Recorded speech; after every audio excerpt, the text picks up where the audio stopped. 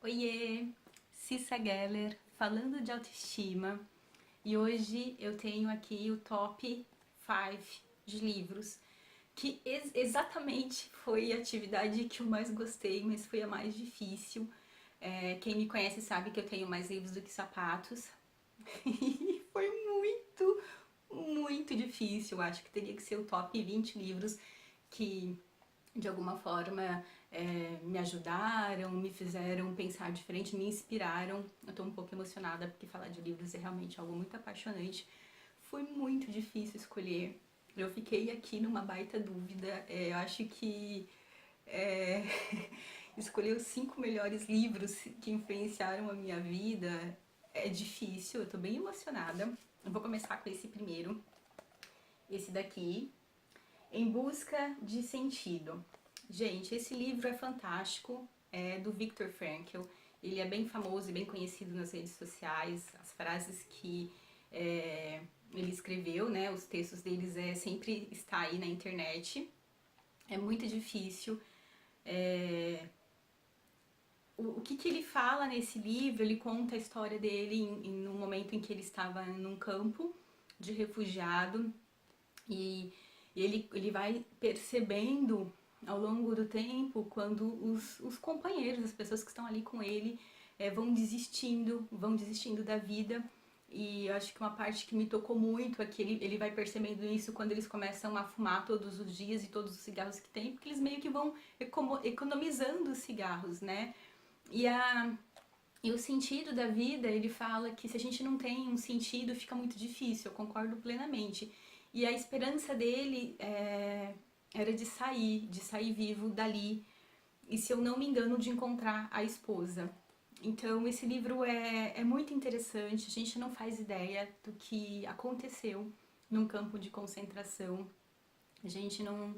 A gente às vezes reclama de coisas assim tão supérfluas, tão pequenas, e a gente não faz ideia do que aconteceu. Então vale a pena ler, independente de ser psicologia ou não. O segundo livro eu também tenho um carinho por ele muito grande, O Conselheiro. Esse livro ele é bem pequenininho, eu já li ele umas 2, 3 vezes, e ele fala uma história sobre o verdadeiro significado de que é dando que se recebe. Esse livro é fantástico, ele conta a história de uma pessoa que tá para fechar, precisa fechar meta, falta acho que 5 dias para fechar meta de vendas e sem possibilidade nenhuma, não vê saída para conseguir bater as metas.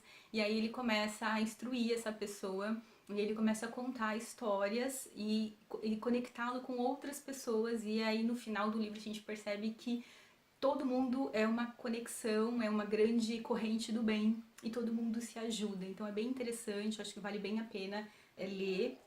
Às vezes a gente tem essa pretensão de achar que eu sou a Mulher Maravilha, eu sou o Superman e que eu tenho que dar conta e fazer tudo sozinho. E não é assim. Esse aqui é um carinho que eu tenho muito grande, que é A Felicidade Autêntica. É um livro que ele me trouxe o despertar da gratidão. Até então eu era uma pessoa 100% reclamona, meu apelido lá no inglês, quando eu era novinha, era Complain, porque será? Então eu passei a minha vida reclamando muito de tudo, e hoje eu tenho um outro olhar, porque esse livro ele fala de gratidão e ele fala da felicidade autêntica, é bem interessante. É... E aí foi muito engraçado, porque logo depois eu comprei esse outro livro aqui, que é A Ciência da Felicidade.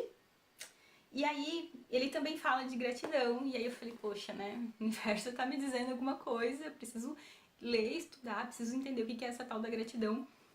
E esse livro aqui, ele tem 8 passos pra gente buscar a felicidade, e é tudo que eu acredito também, é bem interessante. Foram pessoas que foram ajudadas e fizeram uma pesquisa muito legal e com esses 8 passos, então vale a pena ler também, A Ciência da Felicidade.